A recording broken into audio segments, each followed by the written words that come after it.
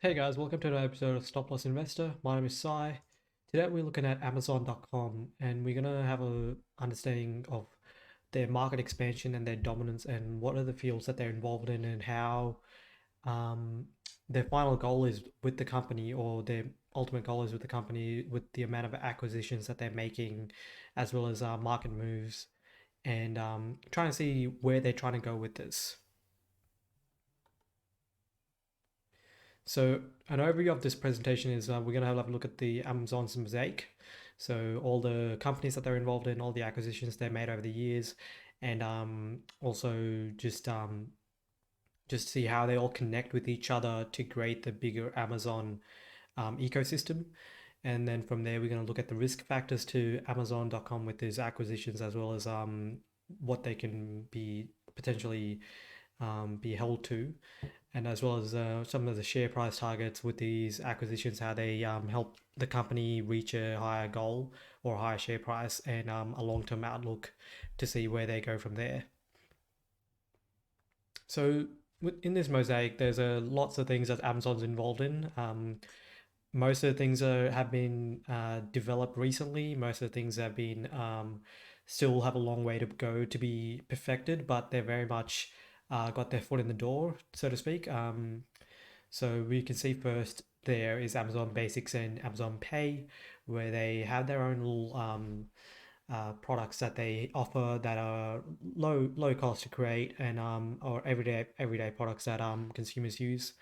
And this is obviously on their e-commerce platform, Amazon.com. Everyone buys from there. And then from there we have Alexa, Echo, and Ring. So Ring is a security system that they have. Echo is the in-home, I guess, uh, ecosystem that they have where it's integrated with Alexa, which is a voice assistant, and people can buy things with Alexa and using Echo as their in-home device. Um, and then from there they have IMDb, Prime Video, and Amazon Studio, where it's a platform. So Prime Video is the platform that they use to showcase movies and other TV shows and other things like that. IMDb is a database that holds all the data regarding the movies. And then they have Amazon Studios, where Amazon in-house creates their own original content and puts it on Prime Video for Prime users. And then from there we have the Audible, Kindle, music, and publishing platform. So obviously there's Audible and Kindle, which is their audiobook and book service, and they have publishing where they can publish for writers, and then they also have Amazon Music, which lets users stream music from this Amazon app. And they also have Yes Network, which is a Kansas City, I believe Kansas City news network that Amazon has a 15% stake in. So that's something interesting to see where that leads to. Not too sure why they picked this network, but it's interesting to see how this develops. And then from there, they have the game studios Twitch Luna, which they recently announced, which is their cloud gaming platform. Twitch is their streaming service that they have, and that game studios where they've recently announced, not recently, but they have one, I think two game titles they're on now. I think the game that they created, Amazon Game Studios created, is, I think it's called New World, which is quite interesting. Haven't played it, don't know what it's like.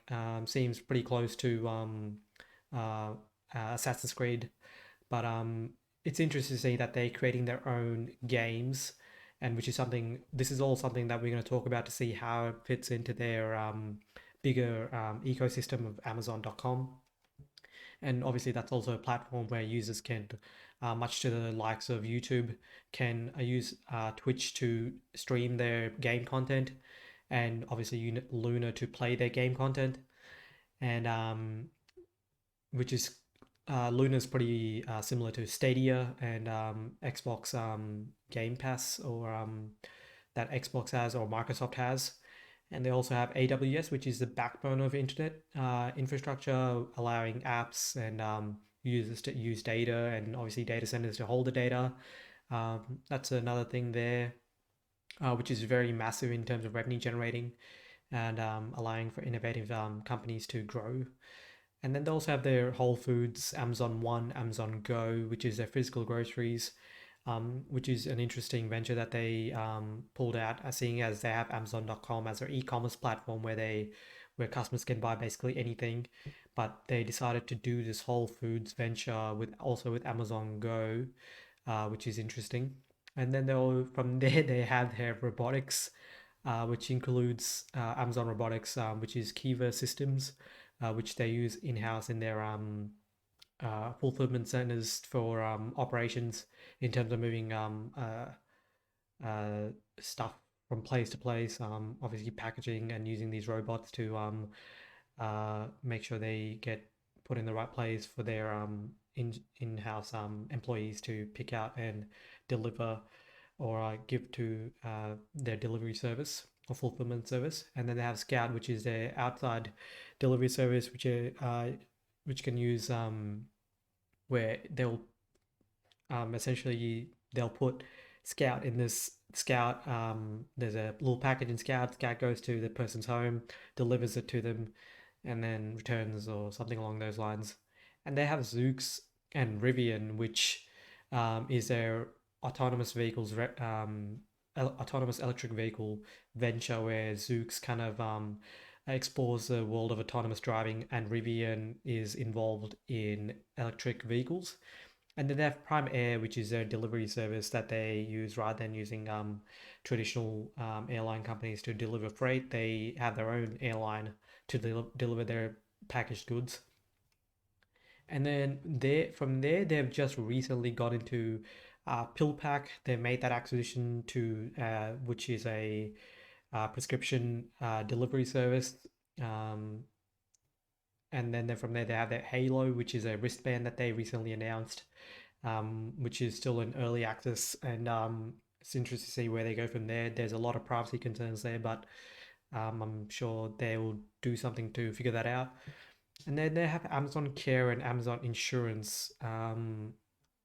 I think the insurance side of things they haven't figured out yet. Their employees have it. Obviously, the insurance providers are someone different, but they have their own insurance for their employees. Amazon Care is something that their employees have, where they can uh, go into these pop-up shops of Amazon Care and receive healthcare and obviously service for their health. And then they have their new ventures into Amazon Sidewalk and Kuiper. Not sure how to pronounce that. I think it's Kuiper. And this is their broadband internet, much to the likes of Tesla, or I don't think it's Tesla. I think it's Elon Musk. He just thinks it's a good idea to have broadband service everywhere. They're sending satellites into space and providing broadband service through Cuba. And Sidewalks is their outside broadband service, which allows uh, people to share their broadband to connect with on-the-go Internet of Things items like maybe your doorbell or maybe the outside lamps which are connected to Alexa through electricity. Um, or another product that they have is Tile, which allows you to tag your important things like wallets, or if you have a dog, you could put Tile on a dog, which is a little collar and you can use Sidewalk to find the dog. That's something we'll get into after this. So we'll so that's the Amazon mosaic. That's all the businesses that they're involved in right now. As you can see, most of them are platforms, and most of them have their own Amazon service there. They're not just putting in a platform for people to use, but they provide their own inside that, which allows for content creation or original Amazon use. So defining Amazon's mosaic, so the everything platform, as we've seen before, they more or less do everything. They have all the basics, essentials that you need. They have all the in-house technology. They have the Amazon Prime Video where you can stream all your movies and serials, and then you can listen on Audible, and you can read on Kindle, and you can listen to music with Amazon Music. And if you're a creator, you can publish your books or you can just use Audible to do that, or you can do self-publishing with Amazon Music, where you can upload your own songs there. And then there's the Yes Network, which is their local news network, which they have a stake in, which is interesting to see. That goes into, I think that's more for Jeff Bezos, um, because this kind of ties in with their Washington Post venture that he had, where he owns Washington Post. So he's kind of going into local TV and local news, and then they're covering game studios and game creation. Then they're covering cloud providers and data centers, and they're covering grocery stores and healthcare and robotics and travel, and then they're covering internet as well. So that's all. That's a lot of things that they have to do, a lot of things that they have to cover and do well, which is a risk factor that I'll talk about later. But going to the e-commerce side of things, so essentially with e-commerce, Amazon goal is to make products that you and to need and buy on a regular basis. So obviously they have their services where you can sell on Amazon, but the whole aim with the basic side of things and eco and all these other Amazon original products is they're trying to make products that you need and buy on a regular basis, and that allows you convenience on a regular basis, and you can use these other services that you need for to more personalize yourself.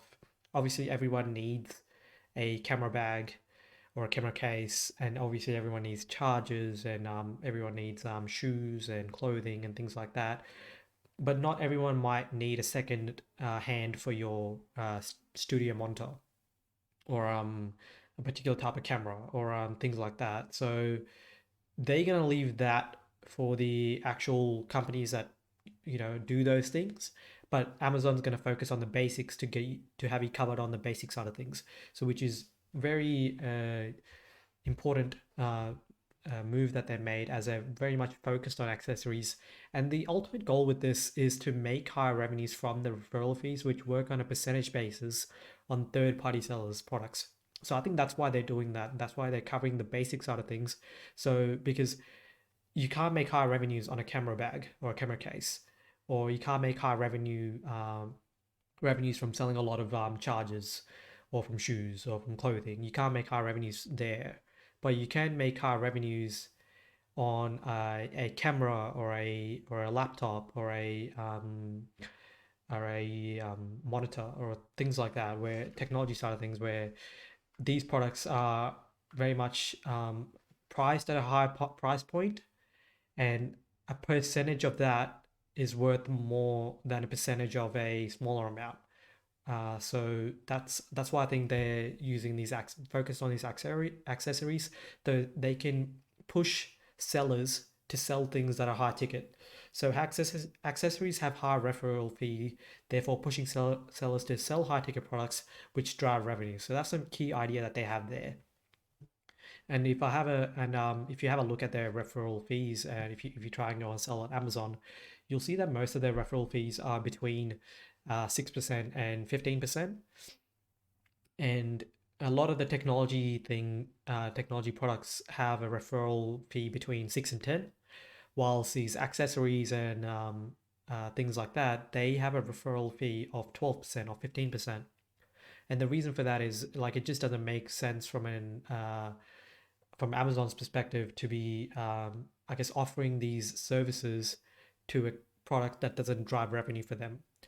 And another thing there is, I think they have another one where they offer for Kindle, they have a 15% referral fee for driving the book, or the Kindle book service.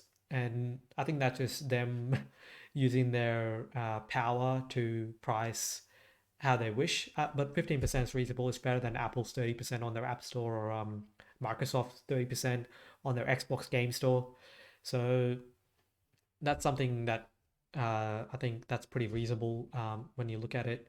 But that's the main idea with Amazon Basics and their e-commerce side of things, where they're creating their own products. It's to sell products that everyone needs. So when sellers come on there, they're not trying to sell you the same stuff. They can't sell you the same stuff because they can't price at a point.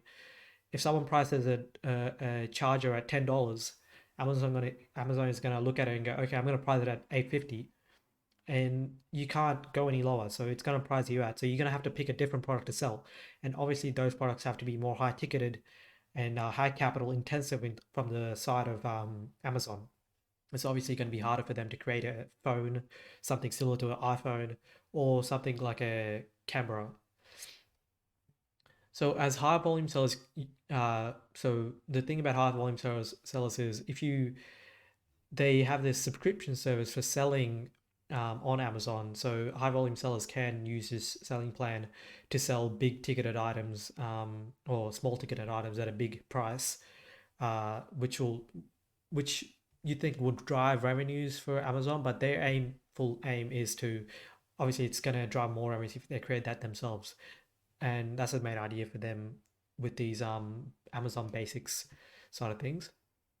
And on the Amazon Pay side of things, they just that allows them Amazon to grab customers' data from third-party website and add convenience with Alexa to pay.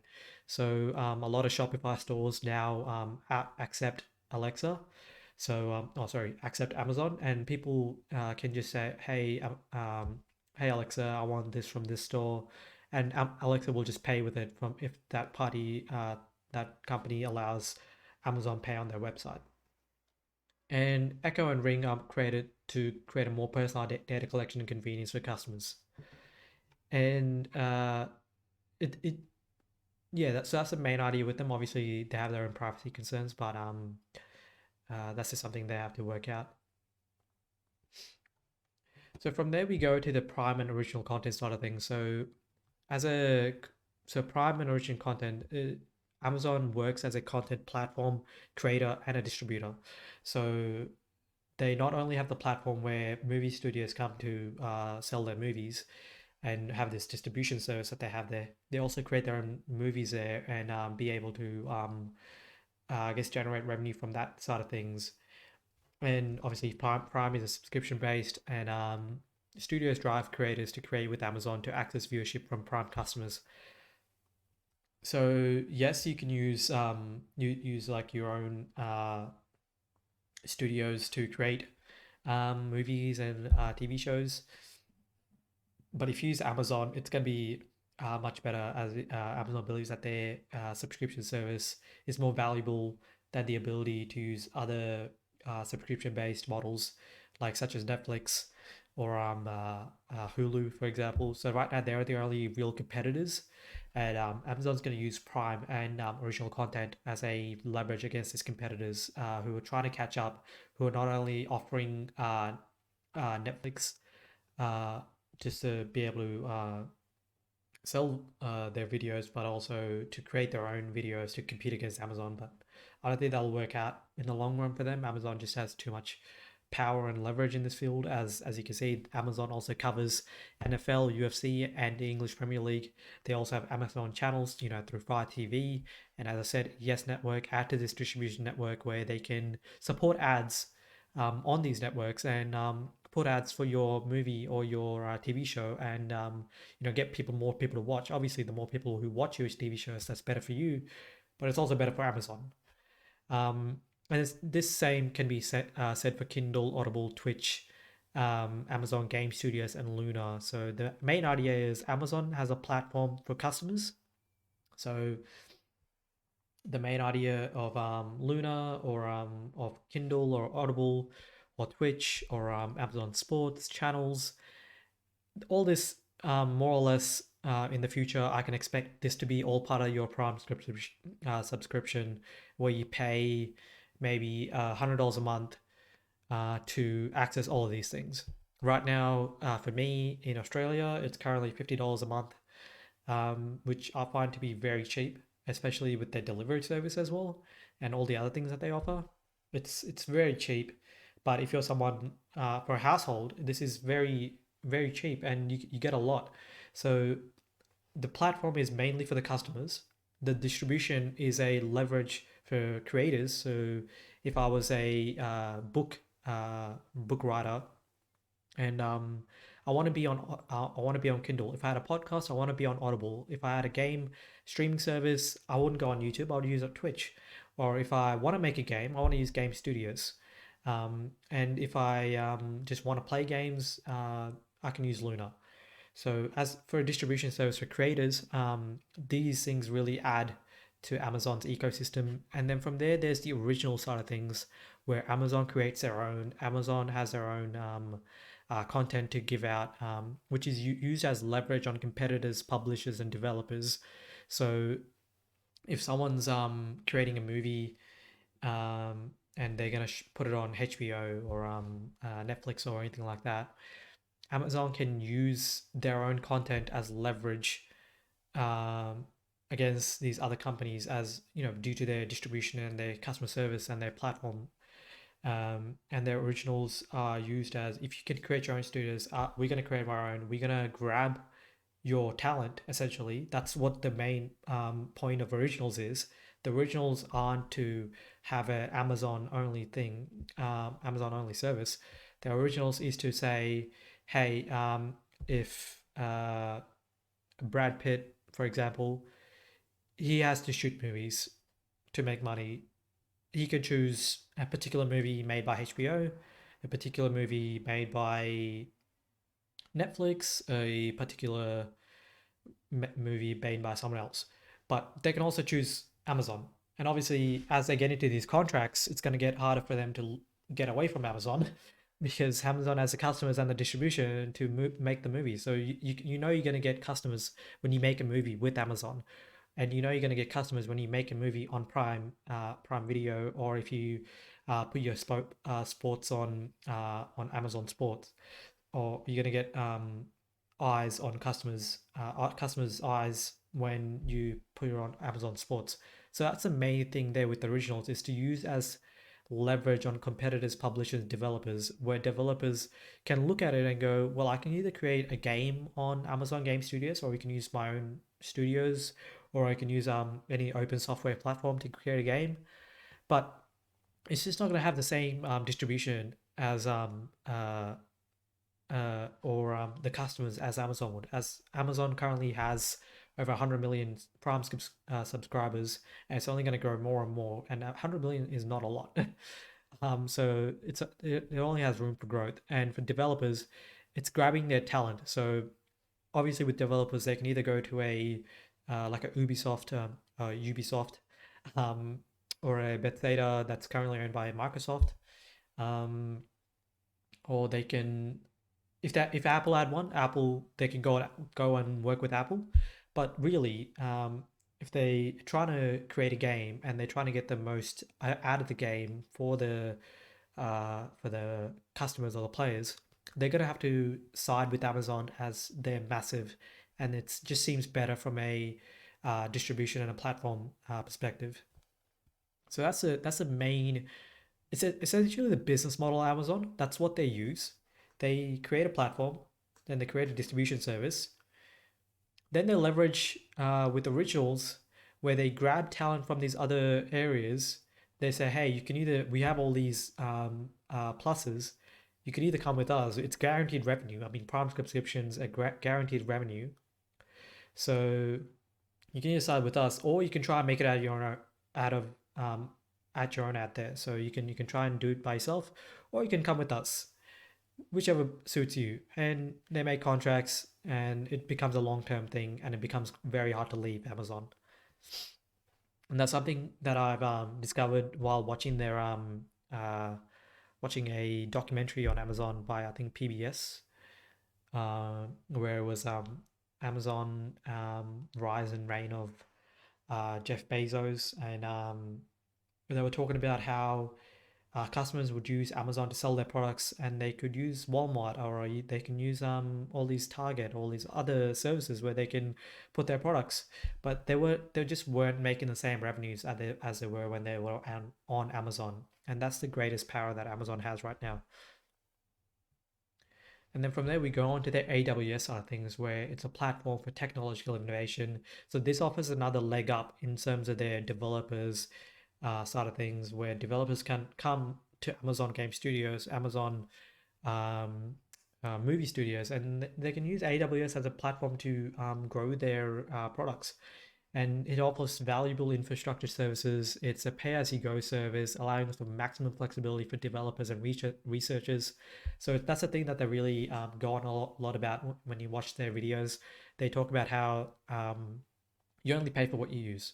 If you want to use a particular service that Amazon has, you only pay for that particular service. You don't pay for the whole web service that Amazon offers. You only pay for that one. So that becomes a really cost-effective way to develop and deploy your technologies, and it really helps in terms of for the developers and researchers.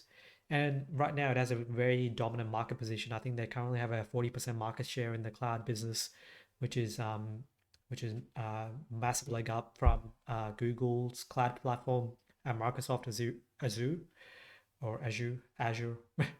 Don't know how to say it. But it's something that they do where I think Azure is at 18% and Google Cloud's at maybe a little bit less than that. And then there's Amazon at 40%. And it really serves as a backbone for other services as it tries to serve as an operating system for the internet, where most of Amazon's database and their services is on this web service. They've moved it all, I think, in 20 a few years back. They moved it all to Amazon Web Services,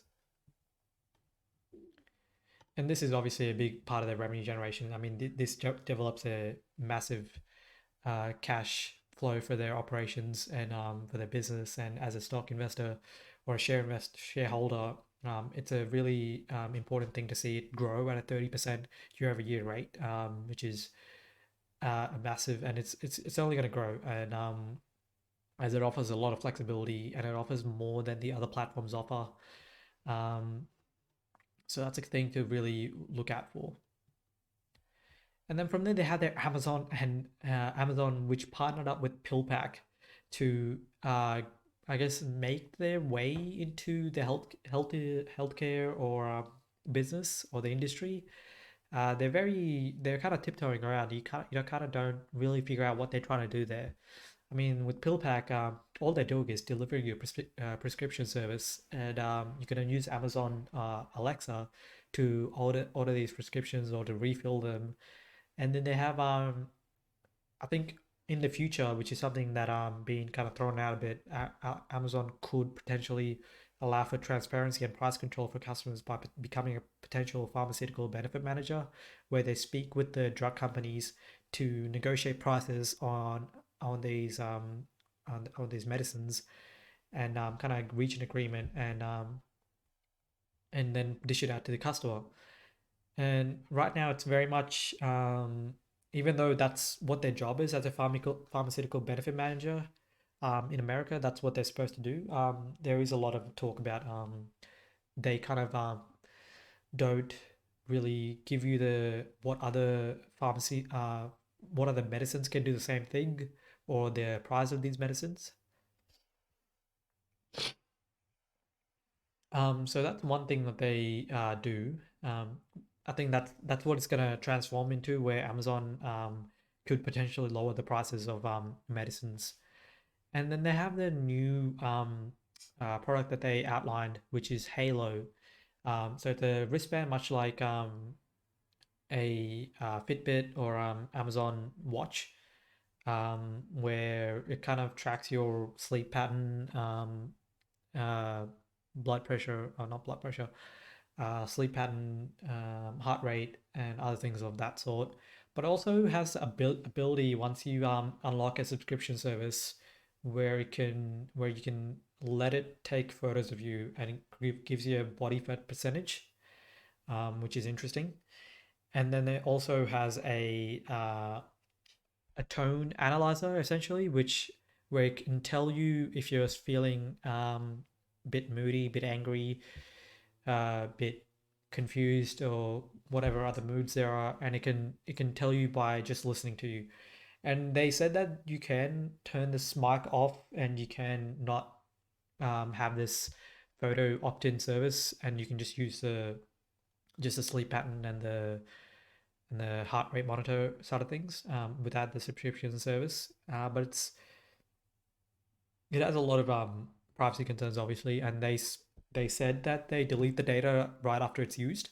So the moment they take a photo or you take a photo of yourself, basically nearly naked, and have a 3D model of yourself which measures the body fat percentage, that it deletes that right off the off its cloud service and everything, and it stores it on it is on your phone.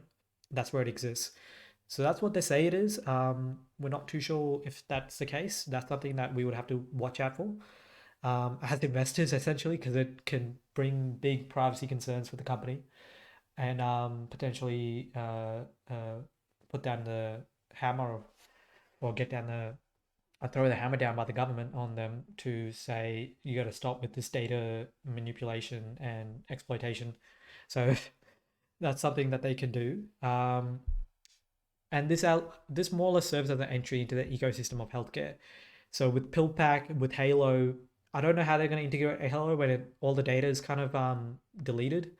Um, Maybe they just expect people to, if they buy Halo, if they use PillPack, they would use Amazon Healthcare, which is currently only offered to their employees. But um, it's something interesting to see where they try to go from there as they try to kind of figure out the privacy kinks of uh, the innovation that they're trying to offer. And from there, there's Whole Foods. I'm just going to go to a different route here and go to Whole Foods and the online on the physical groceries side of things where they offer offline shopping activities. So that's the main point of Whole Foods. The reason they bought it is it offers a whole different set of eyes on the customer where you're not just looking at them in terms of what they buy regarding their online purchases. Like for me personally, I buy technology stuff. I buy maybe a new uh, small charger or maybe a new pair of headphones or something like that. But obviously, I'm not going to buy the same things when I'm outside. I'm going to buy food. I'm going to buy groceries. I'm going to buy maybe sometimes even clothing. I try to buy it online most of the time. But if I do buy clothing offline, what am I doing there? So that's something that they're offering with Whole Foods where they kind of get this eye into the customer where they can see what they buy with their offline shopping, where they what type of fruits they buy, what type of vegetables they buy, um, what else is their shopping activities like on a daily basis, how much are they buying, um, and it goes a long way. And they also have offer Amazon Go, which offers an ease of purchase where you can just walk in and walk out, and on Amazon through computer vision and machine learning, they can just kind of figure out, or deep learning, they can just see that you bought it and that they just charge it to your Amazon account.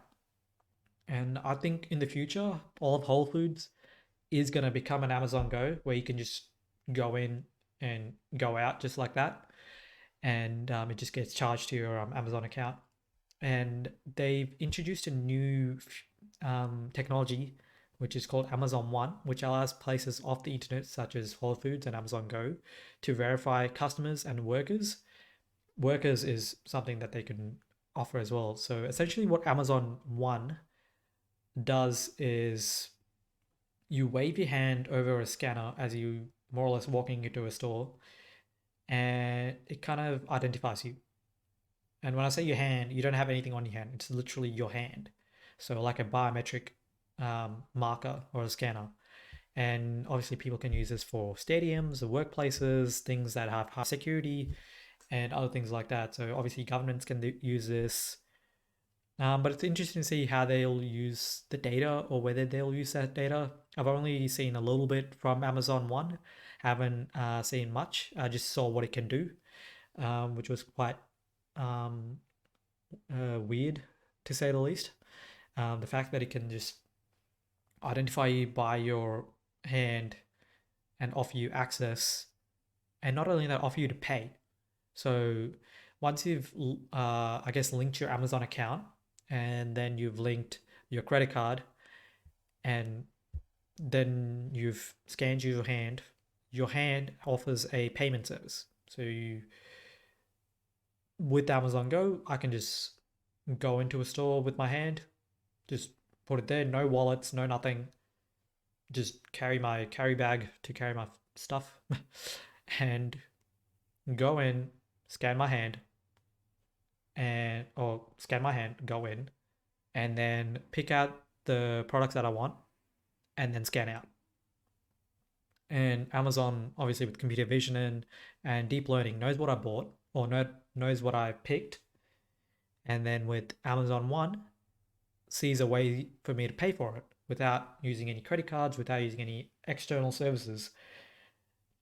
I think this can go a long way with Amazon Pay, allows Amazon to go into the consumer space with regards to uh, like MasterCard or Visa. So take on them essentially. I mean, it's a duopoly in that space, really. I mean, other than them two, it's really just Bitcoin. Well, not even Bitcoin, but yeah, it's basically MasterCard and Visa in that space, and Amazon One can offer with Amazon Pay and with all the data I have there in terms of storing it, you could essentially link your bank account to your hand or to your Amazon account and then use your hand to pay. So there's no middleman essentially. Amazon could obviously just create a payment service in between or a payment network in between, which kind of blocks out Visa and MasterCard.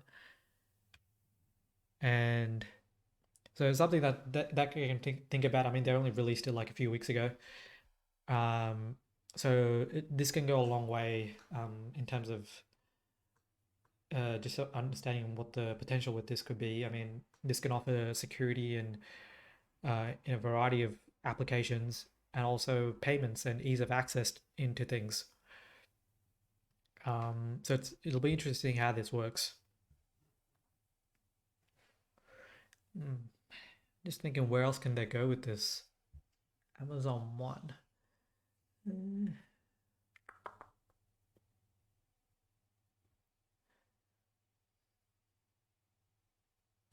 Well, I guess if they have their biometric scans, they could essentially look into your um, biometric data to see if you have any issues. I think that is already that kind of technology already exists. I think that's basically like an X-ray and all these other scans, but which are harmful if not controlled. Um, so potentially, Amazon one day could you could use your hand and measure your body fat and identify you, and if you have any diseases, or it can tell you what medication you need to take. So that's a potential application of Amazon One where it grabs your biometric data.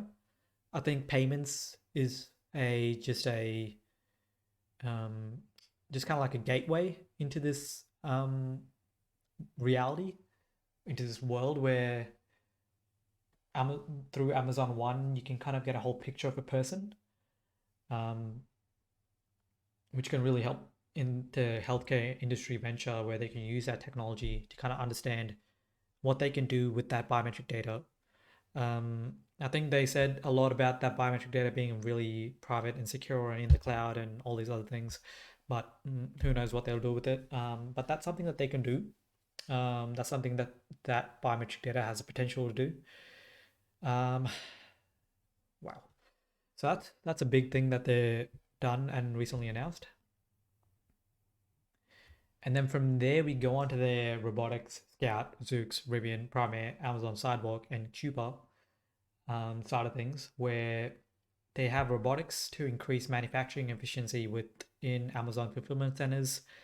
And they have Prime Air, which include drones, which I think they've recently been approved to use, and Scout to increase delivery efficiency. So like I could order something from Amazon if I really didn't want to go to Amazon Go, or if I didn't really want to wait, a drone could just drop by my house and offer me a pack of toothpaste that I just didn't have at the time.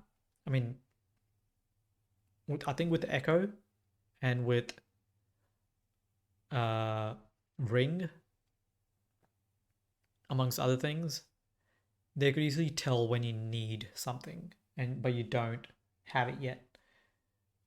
I mean, I can see sometimes myself not kind of waiting out things, and Amazon could automatically just be like, "Hey, you want to just? I see that you need this thing, or you need a fresh pair of boots. You want to just order one on Amazon. We know the one you like, or we know the one type of boots that you want. If you need a gardening boots, we can give you that. Um, and we can deliver to you Prime Day in with Prime Air and with drones and with Scout, uh, easily. And we can deliver to you like in 2 hours. How does that sound? So that's something that they could do. I think that's gonna be the bigger thing regarding Echo and Ring, uh, and with the new healthcare initiative where they used Halo. Um, just hard to see that without having privacy concerns, and especially when they say they're going to delete that data. Um, but even without that, they could just increase delivery efficiency where they can just have these drones flying around everywhere, where they can have these scout just going around in the streets, or have a charging pod for them, and it can be underground amongst the sidewalks. And every time a new Amazon delivery needs to be done, it can just pop up. Or for each street, an Amazon scout could be there roaming the street. Um, and then just every time there's an order from that particular street, a drone or scout could go and I'm just thinking how they would get it there. Because it would have to go from the fulfillment center to the house. And the only way that would make sense is if they had some kind of underground tunneling to allow Scout to be more efficient. And obviously, Elon Musk is working on that. So I guess Jeff thought maybe going through the air is a better idea with drones, since Elon's got the underground covered. And Scout can be just your everyday grocery deliverer. You can just drive to your local shop, pick up what it needs. Maybe just you can order it, it picks it up, it drives back. Nothing needs to be said or done. Or maybe I can order something from my local restaurant, and Prime, my little scout here, goes to that restaurant, gets that plate of or box of ramen that I like, and drives it back to me. And all the while, if that restaurant had Amazon Pay enabled, I could just be like, "Hey Amazon," or "Hey Alexa, order one bowl of ramen noodles from the place nearby," and then 30 minutes later or 10 minutes later, Scout delivers at my door with this bowl of noodles. And the same could be said for PillPack with delivery and prescription medicine. Rather than me driving to the healthcare center or a pharmacy to get my medicine if I need it, uh, I could just pay with Amazon, or pay with Alexa or PillPack, and or have a subscription based on PillPack, and Scout just delivers it to my house every day or every week with all the things that I need. And the same can be said for Whole Foods, where I don't have to go anywhere anymore because Scout will go to my local grocer, gets the things that I need, and brings it back to me. So it doesn't have to be Whole Foods who does this delivery of fresh food. I mean, all that needs to be happening is we just need fulfillment centers everywhere, more or less. Scout to be everywhere on every street, and then a delivery service through just Amazon Pay enabled, really. And out with Alexa, you can just do that. So you can see how everything just kind of ties in with each other, and how it kind of creates this merger of an ecosystem where you kind of don't do anything that doesn't involve Amazon, um, which is pretty scary, but from an investor standpoint, it's pretty good. And then we also have Zoox and Rivian, which where Zoox is the autonomous vehicle side of things, and Rivian is the electrical vehicle side of things. So they just decided to, rather than build their own Tesla, where they have to have both AI and electric cars, they decided to buy two companies who do that and make their own autonomous electric vehicle. Now that can be used for your Scout, that can be used for your drones, that can be used for Prime Air. So all that technology, since all that technology already exists with Amazon, it's only a matter of time to make Zoox or merge Zoox with Scout or with drones, and all the drones do is just drop off stuff everywhere. Well, Scout just drops off stuff everywhere, and with Prime Air you can have everything delivered, and all this can be done electrically. Obviously, this is a long way to go. I mean, it's not anywhere near that. We're not anywhere near that, but we can see how kind of everything just fits together and how it makes sense to do those acquisitions and build a company around these things. And the biggest thing from there is Amazon Sidewalk and Amazon Cuba could make potentially all wireless internet from the telecom companies and their cell towers redundant. You can think of this as the internet for the internet of things. So if you think about the drones, the Scout, the Amazon Go service, the Ring service, Sidewalk, and with Sidewalk and Amazon Cuba, and with Tile, all these things need a Wi-Fi connection to work. I mean, obviously, that robot is not going to just, even if it had AI enabled, it's not going to know what to buy or where to go. It's just going to have AI enabled, and it has to be linked with Amazon through some sort of service where it can get data or purchase data integrated into a system and be able to go in and out and enable uh, that kind of transaction to happen.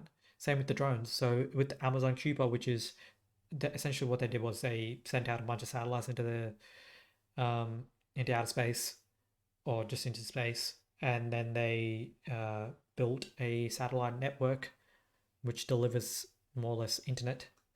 And you can use Sidewalk, which is allows users to share their broadband or their bandwidth um, to merge with other internet things or merge with other services to kind of have a wireless internet happen.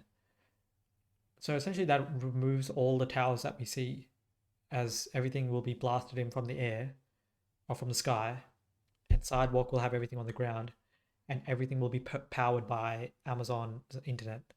So you essentially won't need an internet service or internet service provider because Amazon does everything of that. So that's something we can see how long term they're thinking here. They're not thinking 2 years ahead, 4 years ahead. They're not looking at the next quarter. They're looking at decades. Um, and this will take decades to merge and to be, I guess, fully functional to see the full outcome. But we can see it, and we can more or less create a whole city out of everything that they created, because all the technology that they have there, once integrated, can be a city. Sidewalk and Cuba give you the internet. Zoox and Rivian give you electric vehicles, which are autonomous. Air and drones give you a delivery service and be able to give you things at your doorstep. Robotics to obviously increase the efficiency of all the things that I've just mentioned. And if we go back from there, a pill pack to deliver your healthcare and any things that you need. And obviously, this can be put into the healthcare industry and could go into being an insurance company, a healthcare company, a medicine company, a pharmaceutical company. Obviously, if they start using PillPack to understand customers and to understand the medicines that they're using, and to kind of get understanding how the that pharmaceutical benefit manager role works, to see how these drug prices are getting transcribed, and they could potentially go into that venture as well.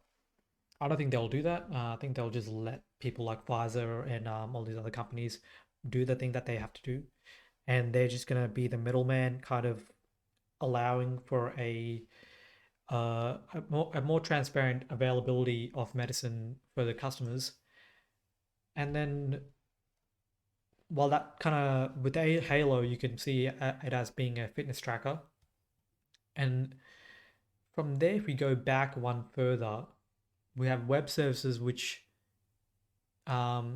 enables everything, kind of becomes a backbone of everything that Amazon offers, because everything is built on this cloud, on this data center operation where everything's there. And then from there, they have their original content where they give you, um, when you're inside the house. Outside the house, you have all these things. Nope.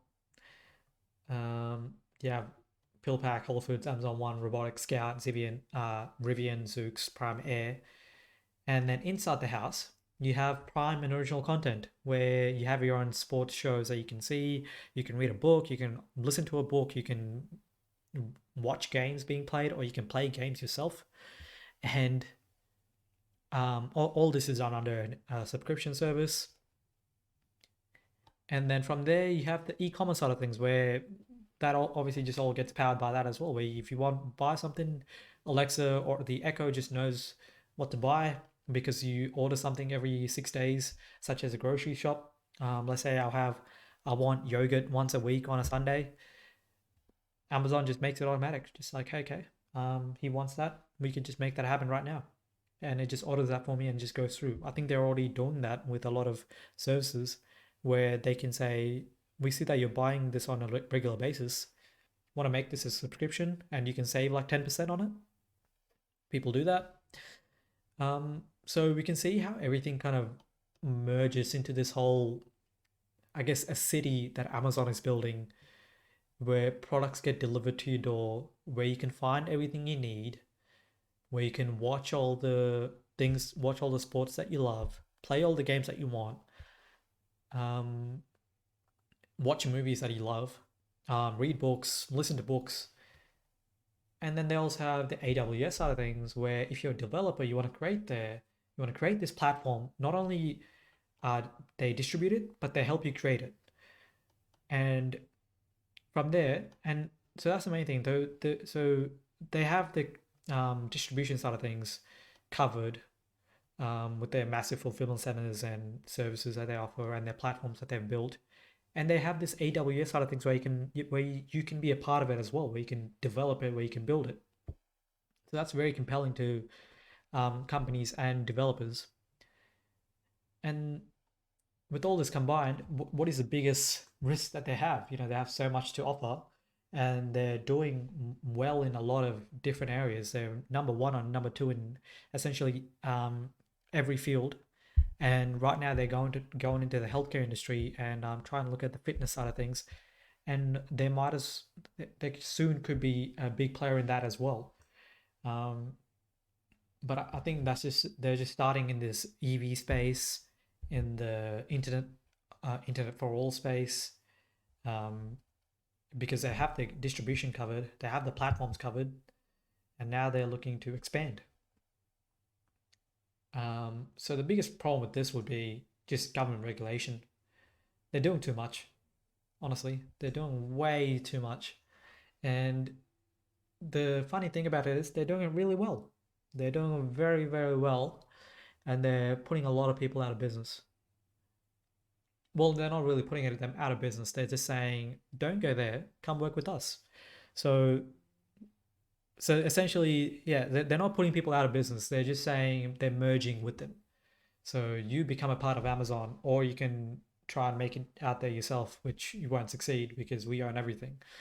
Um, so that's the biggest thing that they're doing, which can be a privacy concern, as it can be seen as anti-competitive. But if it in the end, they tout themselves as being Earth's most consumer-centric company, and I think that's their main I guess, defense when making all these acquisitions and making all these innovations is if they can get the privacy part right, then truly there'll be a consumer centric company. And government can't really look at it and go, you can't do this. You can't go into everything and try and do everything, and moreover, try and do it well and put other people who are doing it out of the market. But they'll say, because they'll say from in that case, they'll say, but we are just better. That's why they're choosing us. They're not choosing us because we're pushing them out. They're choosing us. We just offer more, and we just offer better. And that's what they're trying to do, and that's what they're most of all doing with a lot of the services that they're offering. Um, so a lot of competitors, it's going to be very hard for them to compete with Amazon as they have so many sources of revenue generation that it's if you look at someone like Walmart or I guess or Netflix, for example, two really good examples. Netflix you can look at it from a streaming perspective. Yes, they can create their own content, and yes, they have a subscription service, and yeah, it's pretty good. And but the problem is, I can watch the same shows more or less with Amazon. Obviously, the exclusion would be Amazon. Sorry, the exclusion would be Netflix originals. But all the other shows I can watch it on Amazon Prime Video.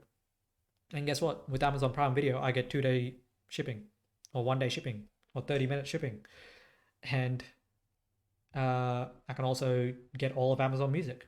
I get all of Kindle. I get uh, well, with Amazon Music, if you get unlimited, I think you have to pay. But with Prime, you get a streaming ability. You can't get the full ability, which is Amazon Music Unlimited. But you can get Twitch. You can get Amazon Studios. You can get all the movies, as I said. And you can obviously probably include Fire TV. You can include discounts on a lot of things. They have their own Prime Day. So if it makes sense if you're a Prime member to be using Amazon Prime for all these other benefits, and then just weed out Netflix. And if you look at Walmart, for example, um, they are trying to, I guess, go into the online marketing, online e-commerce space, which is, I guess, is working and not working. It's very much working, but they're not at the level of Amazon. Um, it's a very, it's still very much growing, but as you can see with I think Costco really revealed some of their numbers, and they were growing at 90% year over year, or sorry, a quarter over a quarter, with their online service through the pandemic. And I'm sure Walmart's pretty much the same, but they just don't offer you as much as Amazon would if you use their service. Um, and Walmart would have to do a lot in terms of this to kind of weed out Amazon. So a lot of government regulation could be a problem with Amazon when it comes to these kind of things. And the only defense they would have is, well, we're trying to give the customers the best value. That's why they're choosing us. And there's another problem could be competition. So if you look at AWS, they have Azure and Google Cloud, which is a big are the two main competitors to AWS. And then you have Netflix and Hulu, which are the main competitors to Amazon Prime Video.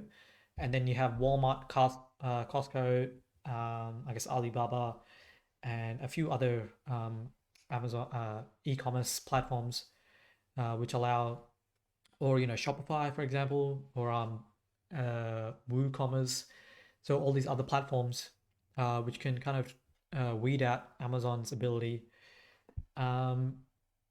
So that's the main thing. So that's one company against essentially 6 different companies in different fields. And if we look at EV and with Zoox and Rivian right now, that's just Tesla that they have to compete against. And if we look at basically on the pay side of things, there's obviously a lot of payments platforms that you can use. I personally use Google Pay for everything. I just pay with Google Pay. Don't really mind it. They're more or less offered everywhere. Um, so so they have all these different competition, different platforms, which makes it, I guess, hard for them to gain a leg up. But as I said before, that's the, I guess, main thing that they're having with here, where they have these platforms which allows them to have distribution for leverage and for creators, and originals for leverage against competition, publishers, and developers. So you can use Amazon Pay, but I mean, you can use Google Pay, but it's very much, it doesn't make sense to use Google Pay to buy stuff from Amazon if you're going to use Scout to go and get that piece of uh, that product for you. So I think, especially with Alexa being in the home, it's very much, I think, will become a routine for people to say, "Hey Alexa, hey Alexa, hey Alexa," and get people to pay for things that way. And if we look at Walmart, distribution doesn't make sense anymore. I mean, Amazon just has too much power in that space with their own fleet of distribution networks. If you look at Netflix and Hulu, we can see what they're doing here. And if we look at Stadia and the Xbox games that they've done, where it's a cloud platform, and Amazon just offered Luna, so which is I think which will be a major competitor in that space. And they already have all the ebook services with Kindle and Audible. Um, and all this more or less is covered with the Prime subscription, so which can make it very cheap for people to use. Um, as I said, for me, it's $60 a month to, I guess, use most of the services that Amazon offers. Uh, which I guess if I took up Walmart, if I took up Netflix, if I took up uh, Stadia, if I took up all these other services and added it up, I think it will add up to more than Amazon, what Amazon offers. Um, so it just offers a better price point as an individual, as a customer, to use Amazon over these other services. And especially, it's less for me to keep a track of. If Amazon just had a console where I can see everything, um, it would also make it so much easier for me to use Amazon and use what services I have, what interact if it's interactive, uses data to see how much I'm spending and things like that.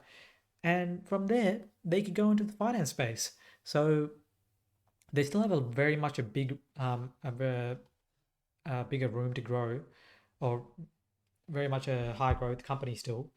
As we can see from these revenues here, they've more or less grown at 30% year over year. I think they're at 28, but they're growing very rapidly still. 20 years into the company, 24 years into the company. And that's because they kept on innovating. They kept on focusing on their platform side of things. They didn't just focus on Amazon.com. They focused on Amazon Robotics. They focused on Amazon Studios. They focused on Amazon Games. They focused on Amazon now, probably EVs and healthcare and other services. So they still have a lot of room to grow, and a lot of their revenues will get eaten up in their fulfillment side of things, in their cost of sales um, side of things, and their technology and content. Because I don't think marketing will be a big expense for them anymore. They're more or less everywhere.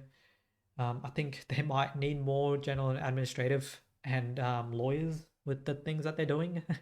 But they're going to move more into this fulfillment and technology content space as their revenues grow. These expenditures are going to grow as well. But as an investor, I'm fine with them doing that, because they're just going to grow at a massive scale, and we can see that if I price them at a lower growth rate than what they are right now, they're currently 28%. If I price them at 26% growth rate, and used a 28% Biden tax rate, and a modest PE of 40. I don't think 40 is that high for a company such as Amazon. There's companies such as Apple, which don't really innovate anymore for some reason. And Microsoft and other technology companies, which go at roughly 35, 36 right now. So I think 40 is not bad. We can see that 3 years from now, with that growth rate, they'll be 1.52% higher than what they are right now. you gotta understand, because like right now they're at 120 PE ratio, and I'm saying they go lower with their PEs.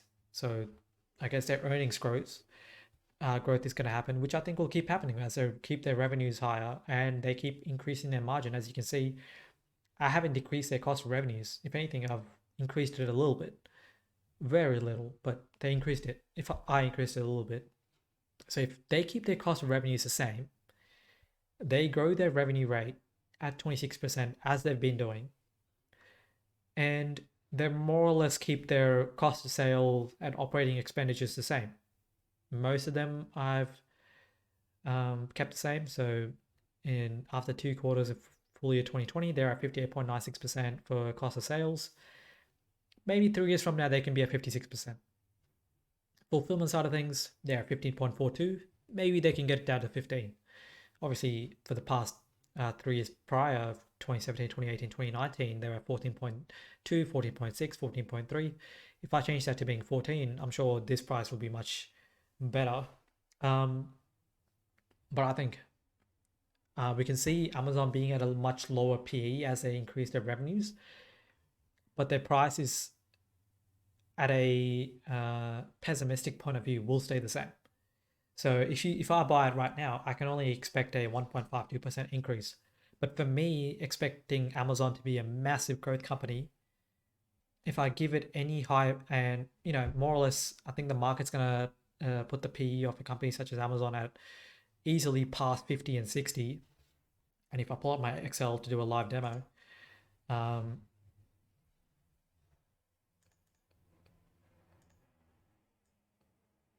so if I kept that the same and looked at 40 and made it 50, bam, 26% from where it is today.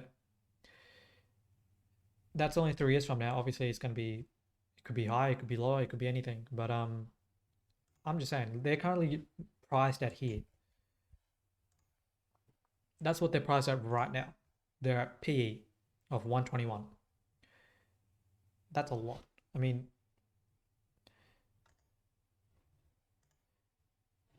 so if I go PE on, why are you so high?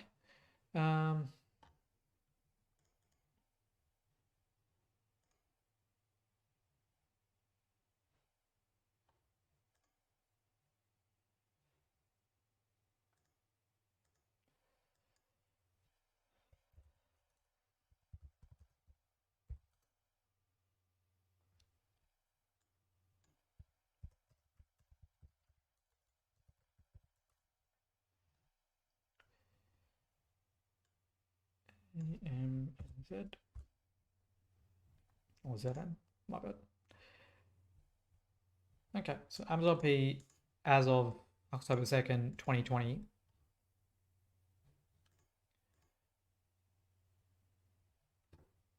Let's look at the Nasdaq. Hopefully they'll give me some data.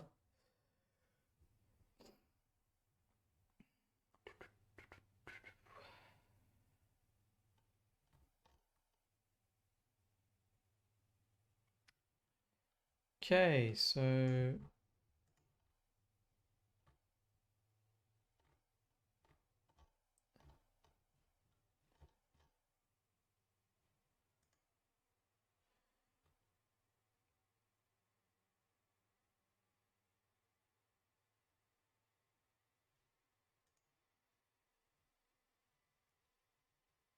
125. That's what they're at.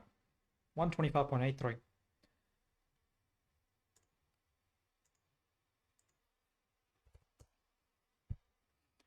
So if I price them at the same P ratio they are right now and gave them a slightly lower growth rate, actually I'll make the same growth rates as they've been growing from the past, and just put it out three years from now with a higher tax rate,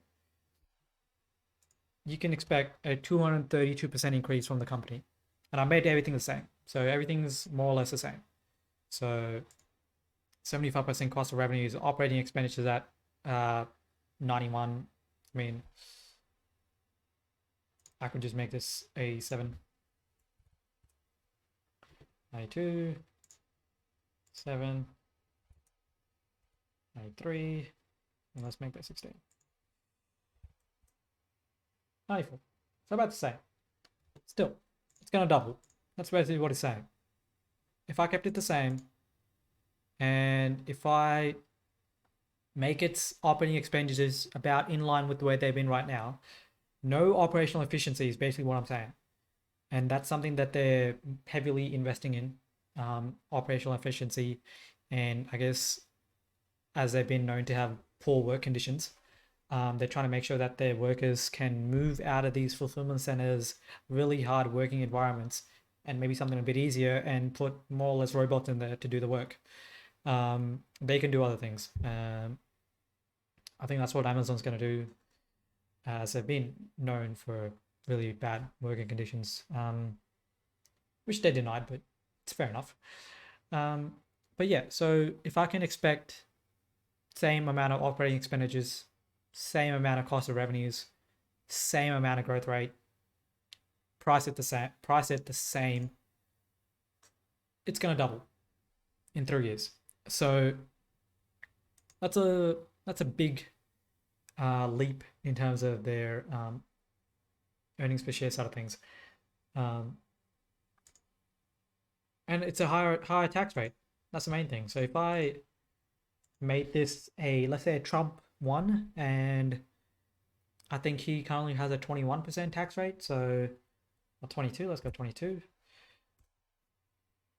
It's a little bit higher. It's a 140% increase.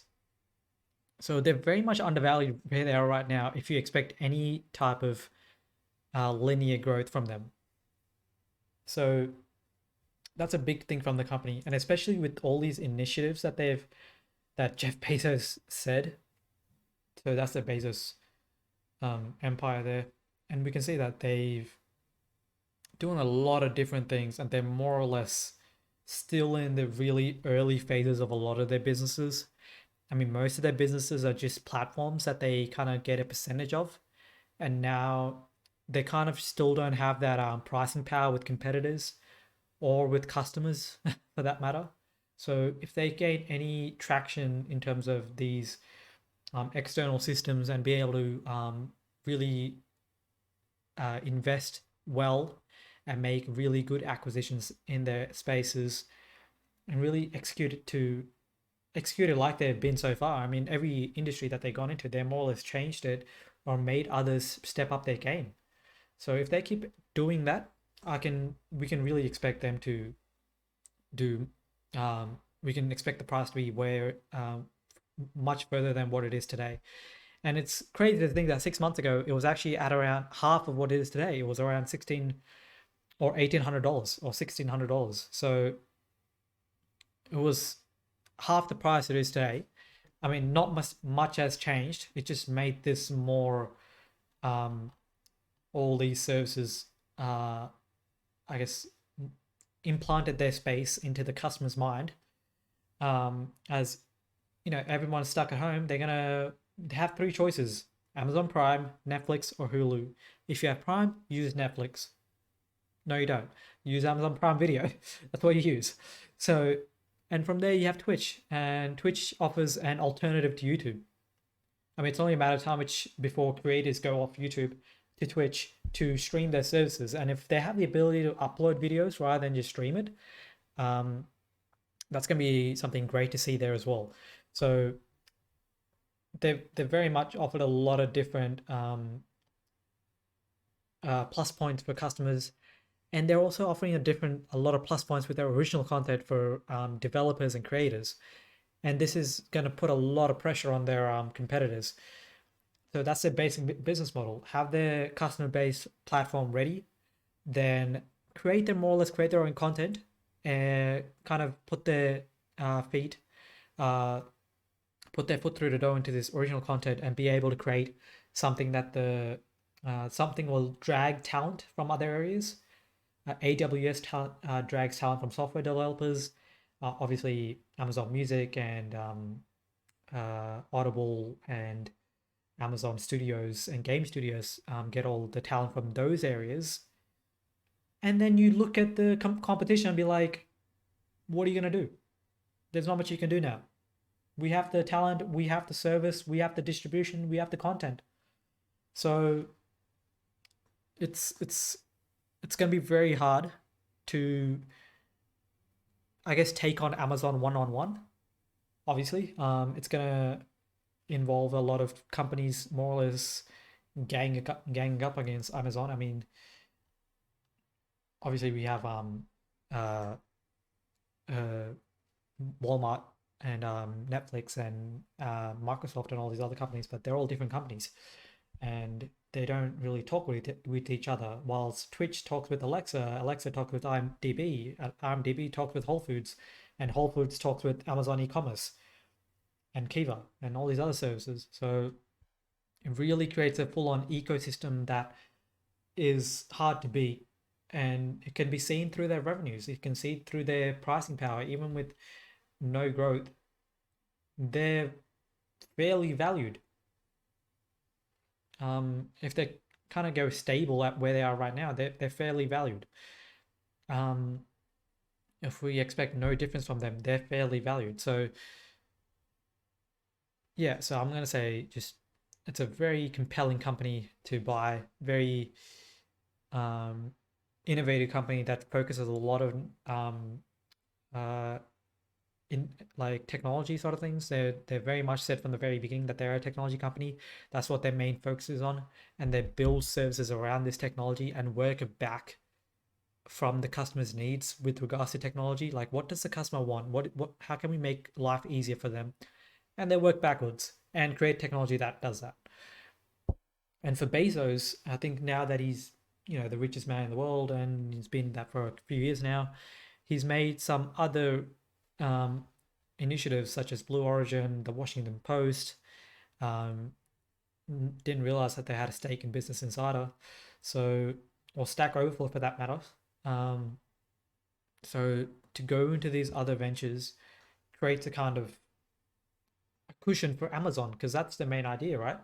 uh, the ability of Bezos' ability to use Amazon to use his other services is to kind of create a whole network that works off as Amazon services. Obviously, if you look at Amazon's Kuiper and Sidewalk throwing satellites up to space, that's going to work with Blue Origin, where they're going to spend a rocket up to space. You can speak with using, you can, I don't know, use Alexa to turn on the stove or turn off the stove when you're in space. I don't know, things like that. Very weird things, but very much linked, very much come from the mind of Jeff Bezos, and it's going to be interesting to see how this whole thing develops. But from the perspective of the investor, um, I think they're doing great. I think they're still growing. I don't think they're at their peak. I think 1.6 trillion dollars or thereabouts is where they're valued. That's very much an undervaluation of the company. I think 2, 3, 4 trillion dollars is about where they're at. Even probably much larger once they start going to healthcare and look at EV space. I mean, people are valuing Tesla at $2 trillion. So if you think of Amazon as a good competitor, and you can expect Amazon to take, even if you're a modest, if you think Tesla's going to rule the world, a 20% market share, or sorry, a 20% market share from Tesla, and maybe a 2% market share from Amazon.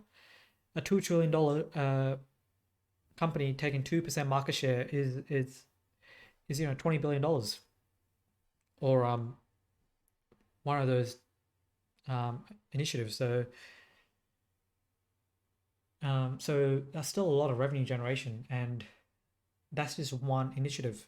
And then you have all these other initiatives that they have going on. So they're very much undervalued company, and I think um, they've priced correctly now if any growth is considered. And if we keep going at this rate, um, I think it's definitely a buy from my perspective. That's what I'm gonna give on that. So I think I'm just gonna end that video there. Amazon owns everything. Amazon is part of everything, and it's gonna be very hard to imagine or live life without Amazon. I think in the future, with the amount of things that they're involved in, and And yeah, that's basically what I'm going to say about Amazon and the Bezos empire. So the stock is very much buy where it is right now. If you want to go buy it, uh, so obviously do your own research into the company. I did as much as I can with regards to Amazon. I looked at a lot of things. Obviously, I would have to look at the Bezos expeditions. Haven't looked too much into that. Don't know how well that ties into Amazon, but it does tie into Amazon. It has to tie into Amazon because it's the same guy, Mr. Mind of Jeff Bezos. So that's something maybe you guys can look at and see what you know about it. Maybe any links that you can create between maybe Twitter and Twitch, or maybe Stack Overflow and Robotics. Um, just these different things that they're that maybe I've missed, or maybe if you have any concerns about the privacy issues that they are offering, or if you know anything about that, because that's the biggest problem that they have is government regulation, and they would have to. The only way they can stop doing what they're doing is if government comes in and says, "Hey, you're doing too much," because their competitors definitely don't have the tools to beat Amazon right now. Um, so yeah, with that being said, just let me know what you think about it. Let me know in the comments below what you think about the company, what you think about Jeff Bezos and his empire, and maybe even look into the expedition side of things and let me and anyone else who's watching know in the comments below uh, what's there to realize there.